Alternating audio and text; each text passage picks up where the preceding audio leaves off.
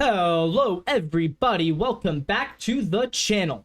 Today we are talking third baseman, ranking every single third baseman number 30 through number 1 based solely off of the 2023 season. So this is not overall rankings, this is not talent rankings, this is not skill rankings, and this is not slash line rankings. I'm ranking these players based off of how well they did and how much they produced only off of last season. So before you guys get mad at me in the comments, just know I'm not saying, if your favorite third baseman is a little bit low, it might be because he got injured. It might be because he had a down year. It doesn't mean I think he is that bad in general. I'm just going off of last season. And we begin with number 30 in 3, in 2, in actually 5, 4, 3, 2, 1. Number 30, Los Angeles Angels, Anthony Rendon.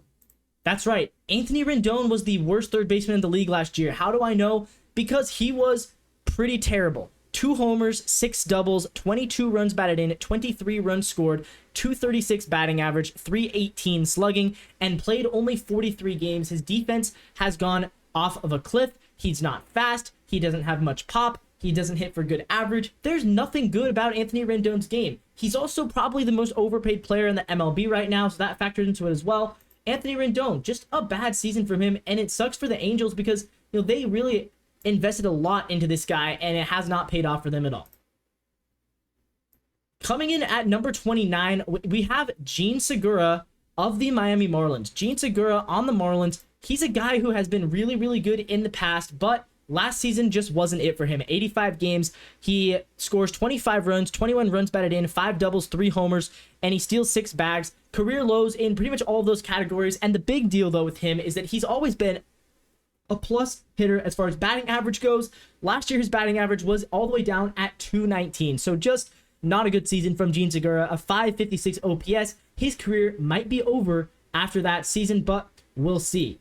Next up, coming in at number 28, I have Emmanuel Rivera of the Arizona Diamondbacks. Emmanuel Rivera is a guy who has been pretty much a career backup. Last season, he plays 86 games, 13 doubles, 4 homers, 32 runs scored, 29 runs batted in. He hits 260 with a 314 on base, 358 slugging. So his offensive numbers are not great, especially for a third baseman. Third base, usually a position that hits for a little more power, usually a position that is a little bit better offensively than, say, a second baseman. But Emmanuel Rivera just wasn't very good last year, so that's why he comes in at number 28.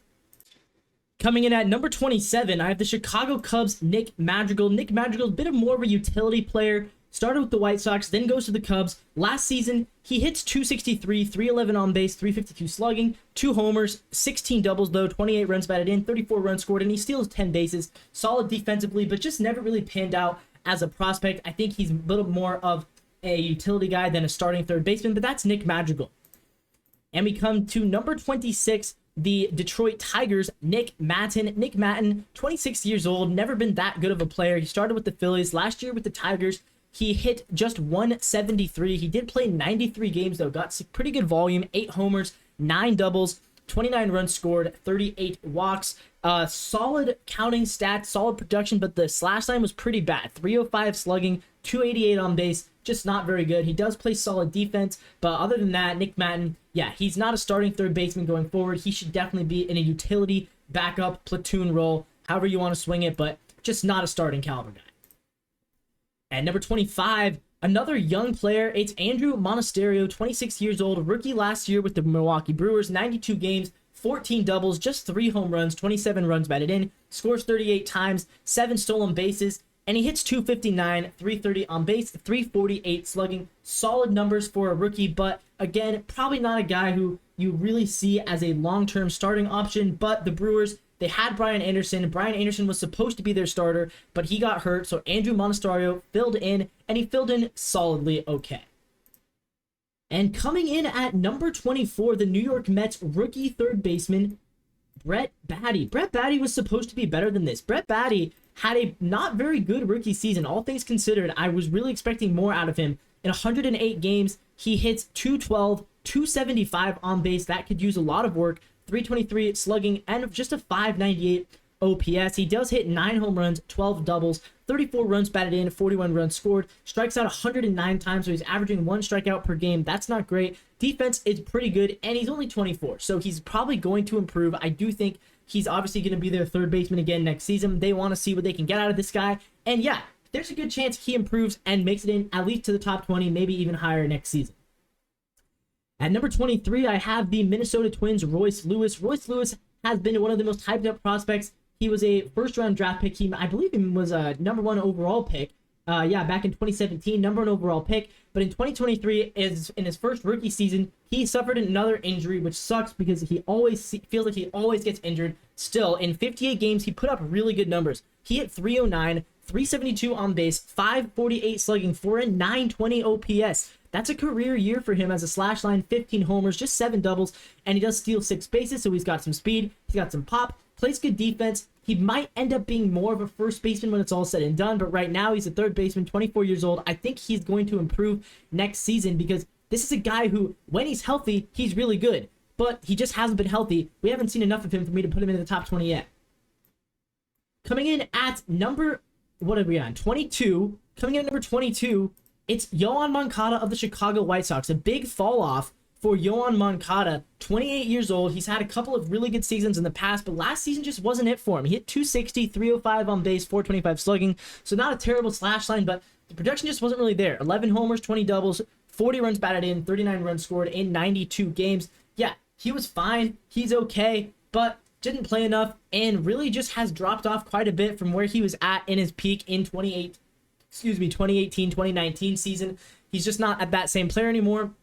Yoan Moncada at number 22, and just missing out on the top 20. At number 21, I have Nick Senzel of the Cincinnati Reds. Nick Senzel, now he's on the Washington Nationals. I'm not sure if he's going to be their starter next year or not. On the Reds, they obviously did not have space for him on the team because halfway through the season last year, Nick Senzel got benched for the plethora of young talent that they have. Noel V. Marte, they had Ellie De La Cruz, they had Matt McClain. They just had too many young infielders, and Nick Senzel kind of got pushed out of the picture. Last season, he hit 236, 297 on base, 399 slugging, so overall, still a pretty good slash line, all things considered. He does hit 13 homers, 10 doubles, 42 runs batted in, and he scores 49 times, and he is a pretty good defender. He's always been a decent defender. He's never been that good offensively. He's always been around this kind of 20th, 25th best third baseman in the league, and now with the Nationals, he's going to get a chance to probably start for at least one more season.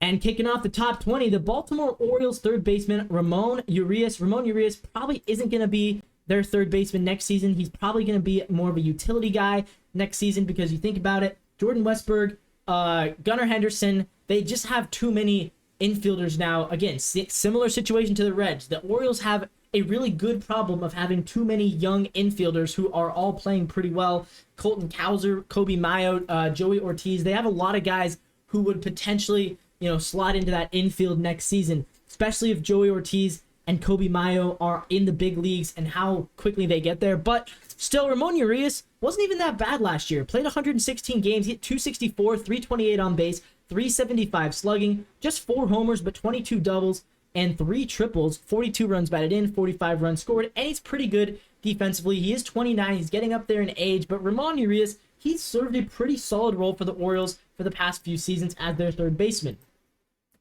And at number 19, we have Oakland A's third baseman, Jace Peterson. Peterson obviously coming over from the Milwaukee Brewers. I believe it was a trade, I'm not sure. He's now with the Diamondbacks. Last year, he was 32 years old, split his time between the A's and Diamondbacks, and he had a solid year as far as just putting up value. His slash line, not very good. He only has a 307 slugging. That's obviously not really what you want to see from a third baseman, but 304 on base, not bad. 6 homers, just 10 doubles. You want to see him get a little more on base, extra base hits. 35 runs scored, 37 runs batted in, and he stole 15 bases. So for a 32-year-old third baseman, surprisingly solid speed coming out of Jace Peterson. And at number 18, I've got the Kansas City Royals, Michael Garcia. Michael Garcia in his second season, but really it was his first full season. 123 games, 20 doubles, just 4 home runs. So this is a common theme. A lot of these young third basemen are just not hitting for power, which is kind of odd from usually third base is a position that hits for power. Not these guys. 50 runs batted in, 59 runs scored, and he, again, really good speed for Michael Garcia. 23 stolen bases. He had 272, 323 on base, 358 slugging, good for a 681 OPS. He does figure to be their starting third baseman next year. He's only 23 years old. He has a lot of room to improve, a lot of room to progress next season.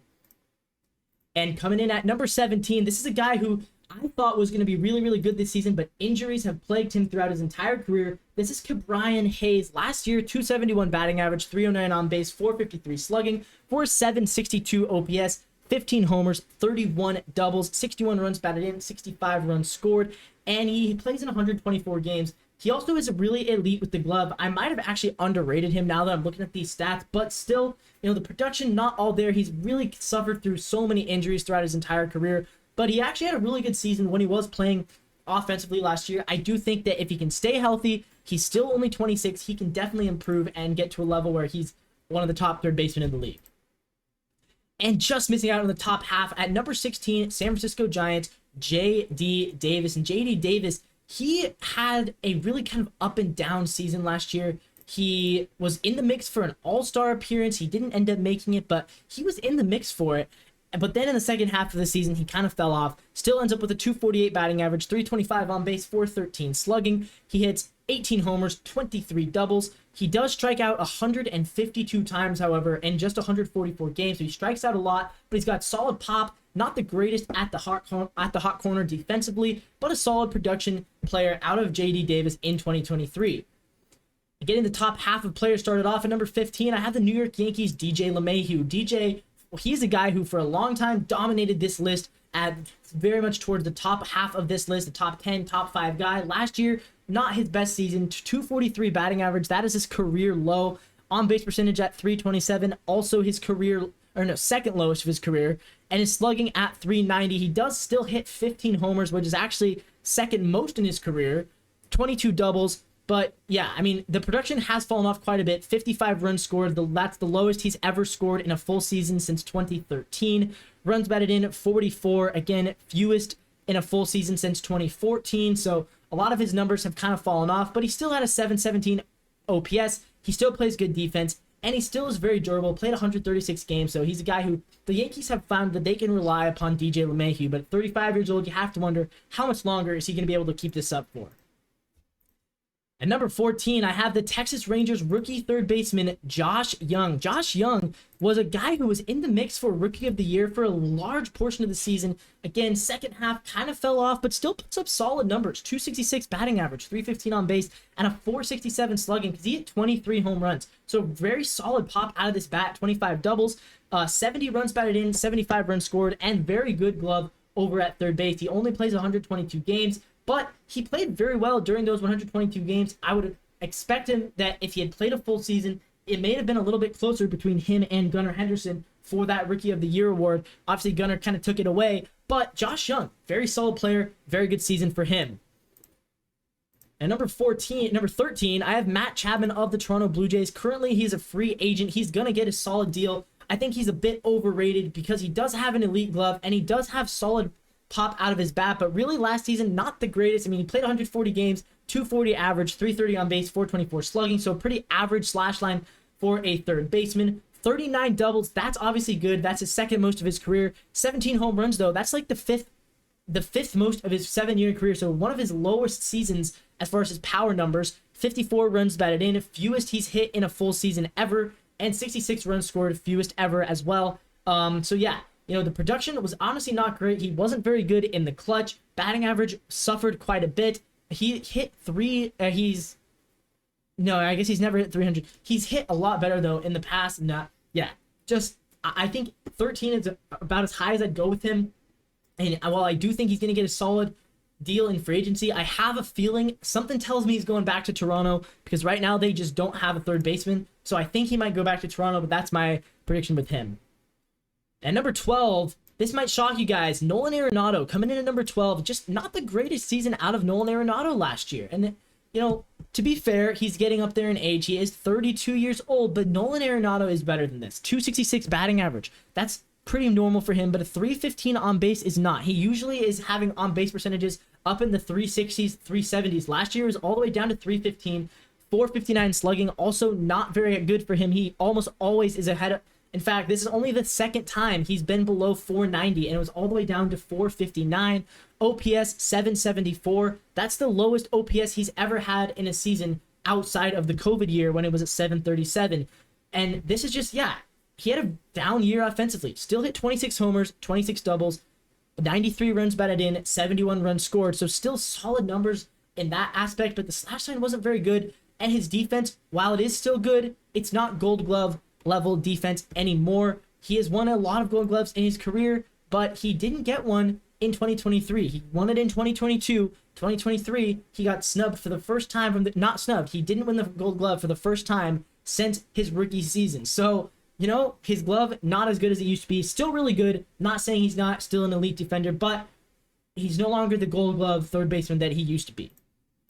And coming in at number 11, I have the Philadelphia Phillies, Alec Bohm. I've been very nice to Phillies during these rankings. I've actually, I ranked Bryson Stott really high, and I'm giving Alec Bohm a really solid ranking too. He's a bit of a first baseman slash third baseman. He has some versatility.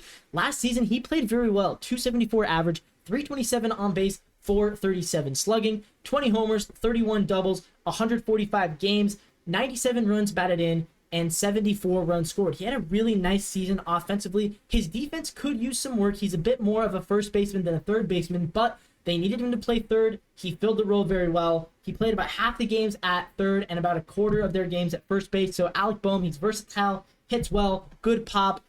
Defense could use some work, but good pop, good batting average. Yeah, he's a good player.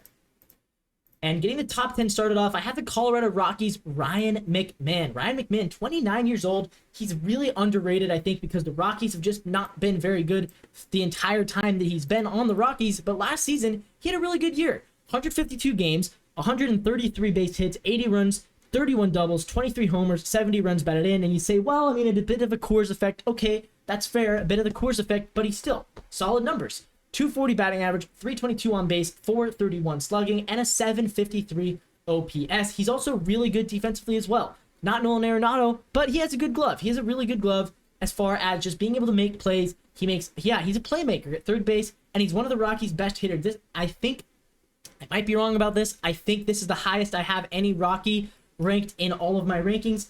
So congratulations to Ryan McMahon. Coming in at number 9, I have the Chicago Cubs third baseman, Jeimer Candelario. Jeimer Candelario started the team off with the Washington Nationals, then gets traded to the Chicago Cubs. So I guess technically he was actually the Nationals starter. Then he went to the Cubs. Yeah, I put Madrigal in there for the Cubs as well. So Jeimer Candelario for the Nationals / the Cubs last year. And yeah, he was excellent. 251 batting average, 336 on base, 471 slugging. That gives him an OPS of 807. He's the first third baseman on this list who has had an OPS over 800 in a full season. He played 140 games, 22 homers, 39 doubles. So he's got good pop, hits for extra bases, 70 runs batted in, 77 runs scored, and he also stole 8 bases. Defense could use some work, but Jeimer Candelario, he had a career year. Now he's going to go to the Cincinnati Reds, and I think they're going to move him over to first base. But this is a guy who has been really inconsistent throughout his career, so I'm not sure what to expect from him, to be honest, with the Reds.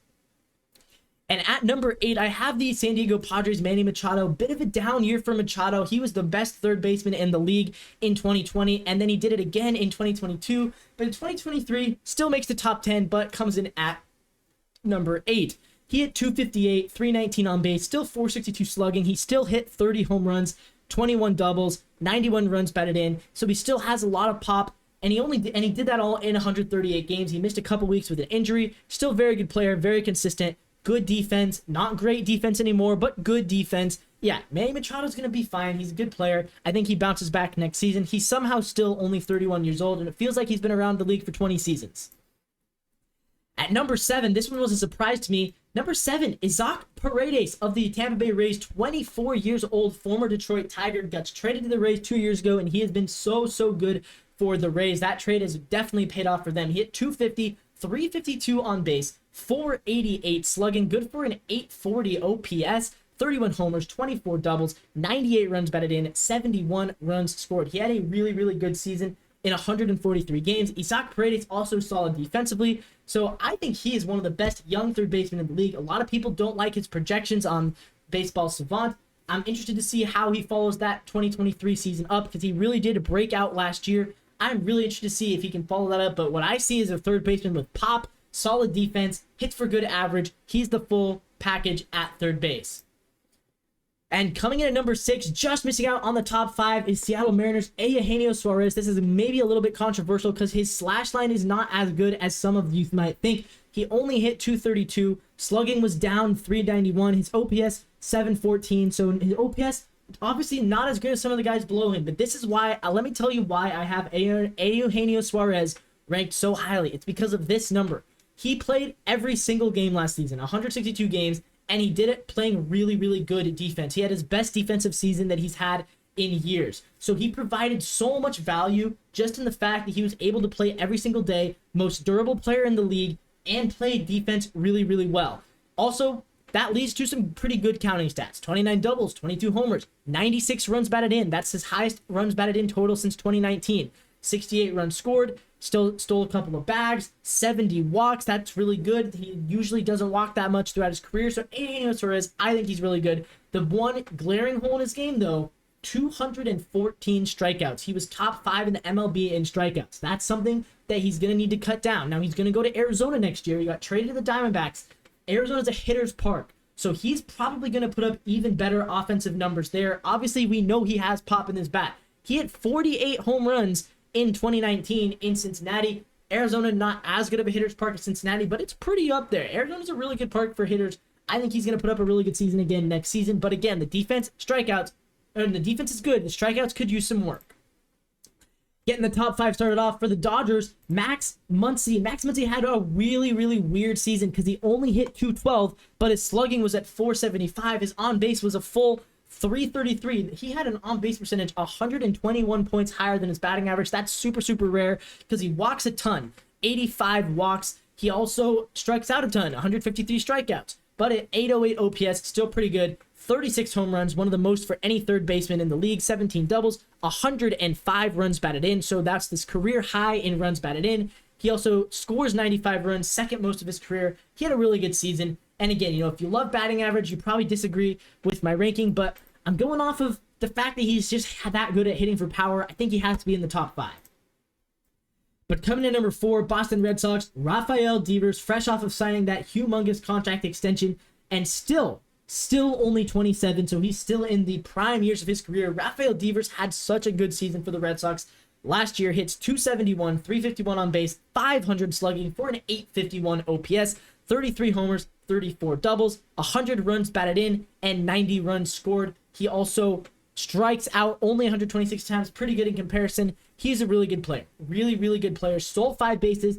I will say this. The one hole in his game is his defense. He's not good defensively. He's never been good defensively. He might probably move over to first base in a couple of years. I'm not sure what their plan is for that. They do have Tristan Casas as well. But if I was them, I think you probably only have 3 to 4 more years getting him as a third baseman before he's going to move to first. Still, Devers, really, really good. Really, really good offensive numbers. He's always been one of the best offensive third basemen in the MLB.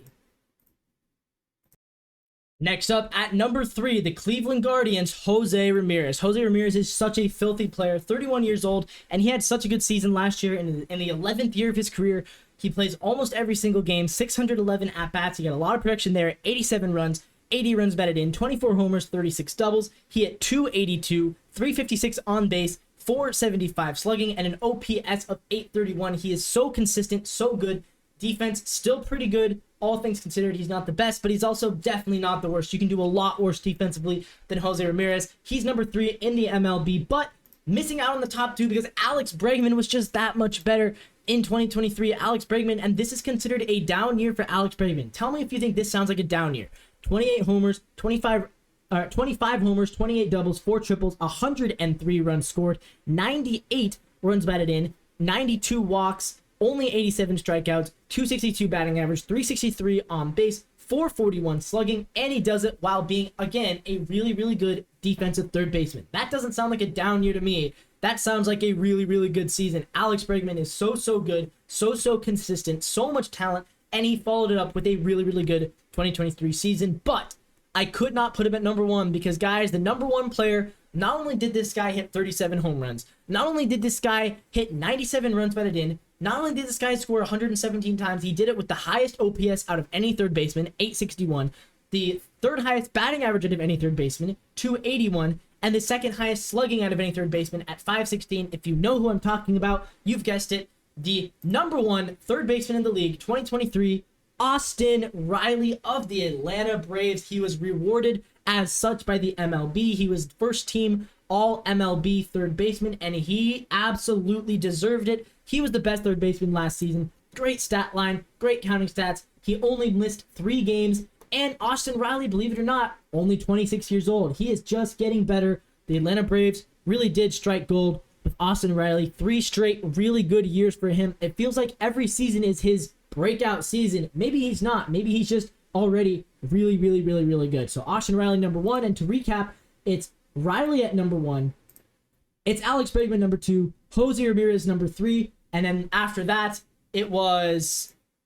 I'm already forgetting. It was Devers at 4. It was Muncy at 5, Suarez at 6, Paredes at 7, Manny Machado still in the top 10 at 8, Candelario number 9, Ryan McMahon 10, and just missing out on the top 10 were Nolan Arenado and Alec Boehm. So there you have it. These are my top 30 third base rankings from the 2023 season. If you like what you see, make sure to subscribe to the channel. This is Coast to Coast Sports. We have had the second base, first base, and catcher videos already out. Tomorrow, it'll be shortstops, and then after that, we move on to the outfield. So much awesome content. You don't want to miss it. Please like the video. Comment down below. Tell me, who am I disrespecting? Who am I not respecting enough? Who am I respecting too much? Is there anybody I have overrated? I'll admit, maybe I'm a little bit Mariners biased for Eugenio Suarez. I don't know. I think he's number 6. You probably disagree. I don't know. But let me know in the comments. Like the video, subscribe to the channel for future content. Thank you all for watching. This is Coast to Coast Sports. We will see you in the next one.